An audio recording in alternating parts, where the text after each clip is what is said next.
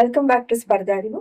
ಇವತ್ತಿನ ನಮ್ಮ ವಿಷಯ ಹೈಲಿಗುಬ್ಬಿ ಜ್ವಾಲಾಮುಖಿ ಸ್ಫೋಟ, ಹೈಲಿಗುಬ್ಬಿ ವಾಲ್ಕ್ಯಾನಿಕ್ ಇರಾಕ್. ಎಕ್ಸಾಮ್ ಪರ್ಸ್ಪೆಕ್ಟಿವ್ ಇಂದ ಇದು ಲೊಕೇಶನ್ ಫಸ್ಟ್ ನೋಡೋಣ. Hayli Gubbi is located in Ethiopia. ಈ ರೀಜನ್ ಇಥಿಯೋಪಿಯಾ ಅಂತೀರಿ.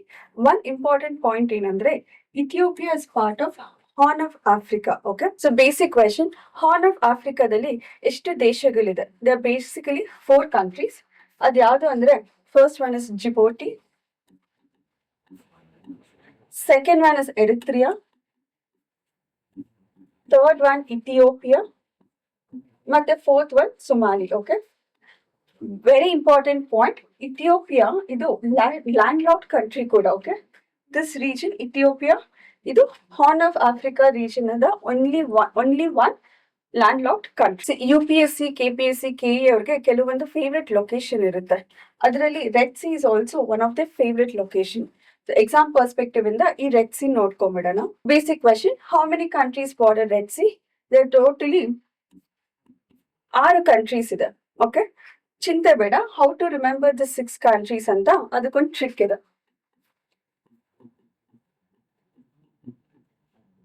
ಟ್ರಿಕ್ ಏನಪ್ಪಾ ಅಂದ್ರೆ DC fell into Red Sea. Okay, ಇವಾಗ ಒಂದೊಂದೇ ನೋಡೋಣ. D stands for Djibouti, E stands for Eritrea, S stands for Somali, ಇನ್ನೊಂದು S stands for Saudi Arabia, E stands for Egypt, and Y for Yemen. Okay, so DC ನ ನಾಪ್ಕ ಇಟ್ಕೊಂಡ್ರೆ you can remember all the countries bordering Red Sea. ಮತ್ತೆ there are other few important places.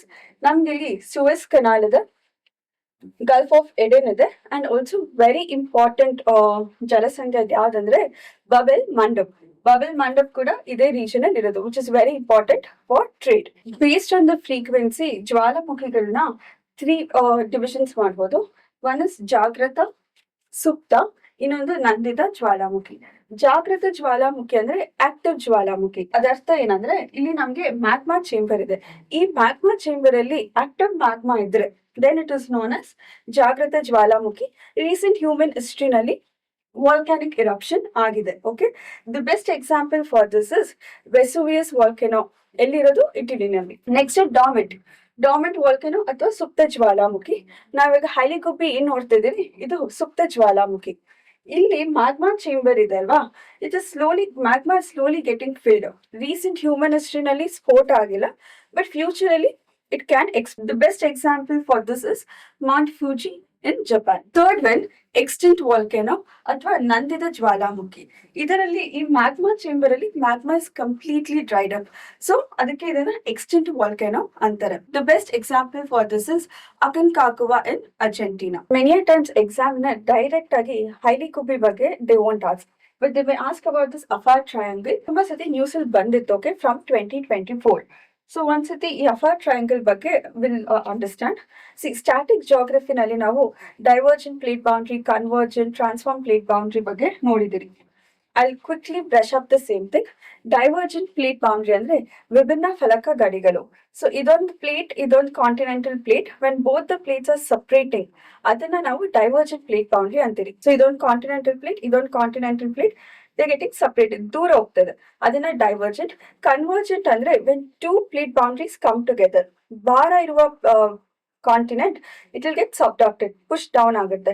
Usually oceanic plate will be heavier. Okay, so oceanic plate is pushed down, ಅದನ್ನ ನಾವು convergent boundary ಅಂತೀವಿ. Transform boundary ಅಂದ್ರೆ when 2 plates boundaries move front and back, ಇದನ್ನ transform boundaries ಅಂತೀವಿ.